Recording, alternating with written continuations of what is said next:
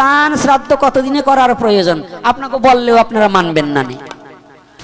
আগে জিজ্ঞাসা করবো, এই প্রশ্নের উত্তরের মধ্য দিয়ে আপনাদের বিধান পাবেন, আগে নয়। আমি কিছু জিজ্ঞাসা করব তারপরে। কি বাবা প্রশ্ন যখন করছেন উত্তর দিতে হইলে এত সহজে দেবো কেন? প্রশ্ন হচ্ছে আপনাদের কাছে যে বাবার 4টি ছেলে আছে সেই বাবা মারা গেলে শ্রাদ্ধ 4 রকম না 1 রকম? এই আবারও বলেন কয় রকম? এইখানে কোন কোন জাতি আছেন? এই 15 দিনের আছেন কয়? এই 1 মাসের আছেন কতজন? একটু হাত তোলেন তো। 1 মাস অসহ্য পালন করেন? আচ্ছা নামান। 15 দিন আছেন কতজন? হাত তোলেন তো। আচ্ছা হাত নামান। 13 দিনের আছে কতজন? হাত তুলে করেন।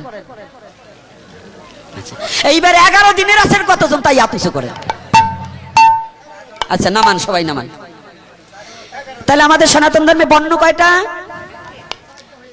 কি কি? ব্রাহ্মণ, ক্ষত্রিয়, বৈশ্য, শূদ্র, তাই তো? আচ্ছা যারা 11 দিনের আছেন এরা ব্রাহ্মণ বর্ণ অন্তর্গত। এই 52 কাছে আগে জিজ্ঞাসা করি আসি, এই ব্রাহ্মণ বর্ণ অন্তর্গত যাহারা তাদের আদি পিতামাতার নাম কি? আদি পিতামাতার নাম কি? শতরূপা। এইবার আসি ক্ষত্রিয় যারা, ক্ষত্রিয়দের 13 দিন অসহ্য। এই ক্ষত্রিয় যারা এসেছেন তাদের 13 দিন অসহ্য। এই ক্ষত্রিয় বর্ণের আদি পিতামাতার নাম কি? এই ভালো করে বললেন, যে কটা 13 দিন হাত উঁচু করছেন বলেন। মনুয়ার। আচ্ছা বুঝছেন। এইবার বৈশ্য যারা 15 দিন, এই বৈশ্যদের আদি পিতামাতার নাম কি? ভালো করে বুঝেন, আবার ভুল টুল যেন হয় না। 1 জোরে বললেন 1। আচ্ছা এইবার যারা শূদ্র, শূদ্রের 1 মাস অসহ্য। যারা 1 মাস করে তারা শূদ্র। শাস্ত্রের অনুপাতে যদি আপনি শূদ্র হন তাহলে শূদ্রের অনুসরণ করার অধিকার নাই, শূদ্রের কোনো দেব পূজার অধিকার নেই, মন্দিরেও ঢোকার অধিকার নেই। শূদ্র এই ব্রাহ্মণ, ক্ষত্রিয়, বৈশ্য এই 3 জাতির সেবা করবে আর কৃষি কার্য করবে। এখন যারা 1 মাস অসহ্য পালন করেন সব কটা শূদ্র। আমি বলছি না, শাস্ত্রে বলছে। যদি এইটা না মানেন তাহলে ওইটা মানতে পারবেন না। গুরামি কয় জায়গা করবেন? গুরামি কয় জায়গা করবেন? শাস্ত্রে বলছে শূদ্রের 1 মাস অসহ্য, ক্ষত্রিয়র 13 দিন, বৈশ্যের 15 দিন, ব্রাহ্মণ বর্ণ অন্তর্গত তাহাদের 11 দিন। 10 দিন অসহ্য, 11 দিনে শৌচ, এই তো। আচ্ছা যদি 4 বর্ণের সবাইকে জিজ্ঞাসা করলাম, শূদ্র যারা তাদের আদি পিতার নাম কি? মনু এবং। আচ্ছা তাহলে বাবা আমাদের কি 4টা না 1টা? তাহলে আমাদের বাবা যদি 1টা হয়, মনু মারা গেলে কয় দিনে শ্রাদ্ধ হয়েছে এটা জিজ্ঞাসা আপনাদের কাছে। যদি কোনো পণ্ডিত, যদি কোনো সাধক, যদি কোনো বিদগ্ধ ব্রাহ্মণ থাকে আমার সামনে দাঁড়িয়ে এখন বলবে।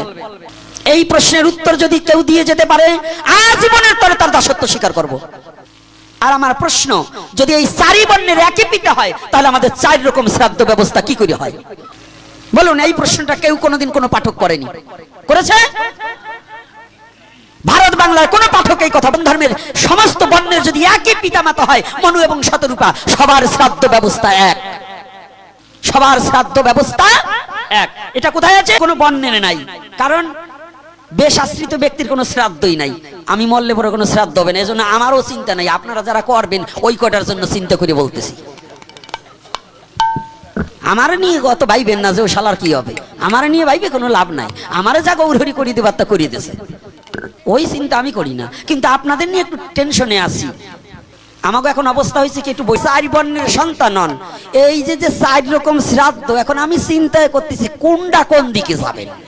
আপনারা যে দলাদলি শুরু করছেন, সনাতন ধর্মে যা শুরু করছেন, একত্রবাদ ঘোষণা না করা অবধি আপনাদের কপালে কাশি। আগে 1 মাস পালতো, তার এখন 15 দিনে আসছে, আসছে না? আসছে কিনা? এই বিধান কোন পঞ্জিকায়, কোন পুঁজিতে, কোন গ্রন্থে আছে? যারা 1 মাস অসহ্য পালন করবে তাদের 15 দিনে যাওয়া। তো যদি 1 মাসেরটা 15 দিনে যাওয়া যায়, তো 15 দিনেরটা 13 দিনে যায়, আর 13 দিনেরটা কি 11 দিনে যাওয়া যায় না? কি যায় কি না?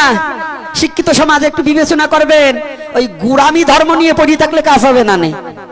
এই গুরামি বাদ দেন, সমস্ত বর্ণের জন্য 11 দিন অসহ্য প্রতিপালন করতে হবে, এটাই শ্রেষ্ঠত্ব জানবেন।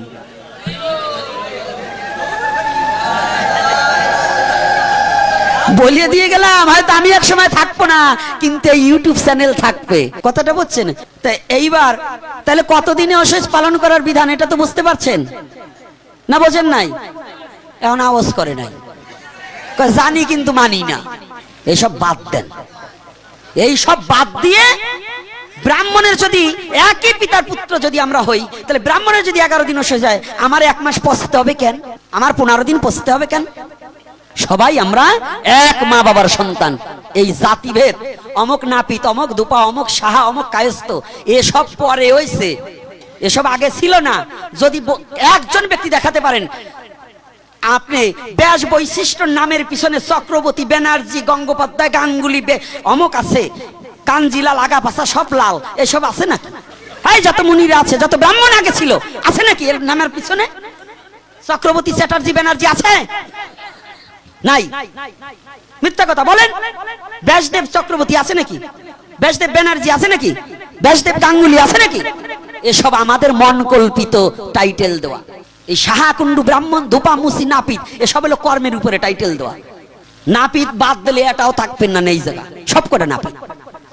যদি বলেন কেন নাপিত, তারে বলেন কেন নরসুন্দর? নাপিতের আর এক নাম কি? নরসুন্দর। ক্ষৌর কার্য করে, তাই তো? তা আপনি যে সময় বেলেট দিয়ে নিজের দ্বারে নিজে ফেলান, সেই সময় নাপিত হন না? আরে বাবা, আস্তে আস্তে ঠিক মতো জায়গায় গড়ি থামিয়ে যাবে।